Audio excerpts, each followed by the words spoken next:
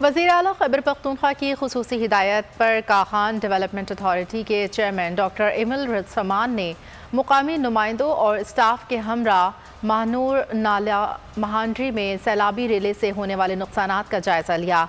इस मौके पर उन्होंने मुतासिरीन को वफाकी और सूबाई हुकूमत की जानिब से हर मुमकिन ताउन की यकीन दहानी कराई। मीडिया से गुफ्तगू करते हुए डॉक्टर इमल ज़मान खान ने कहा कि महानूर वैली में बड़े पैमाने पर जानी और माली नुकसान हुआ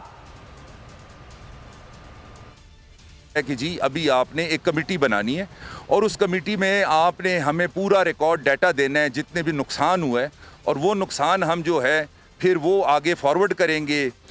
डिप्टी कमिश्नर साहब भी उसकी तस्दीक करेंगे और वो कमिश्नर साहब को भी करेंगे और वज़ीर आला साहब को भी डायरेक्ट होगा।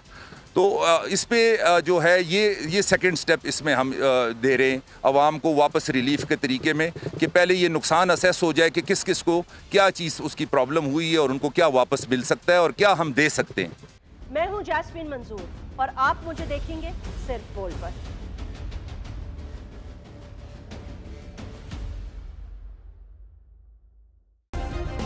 सब्सक्राइब करें और बेल दबाएं ताकि कोई खबर रह न जाए।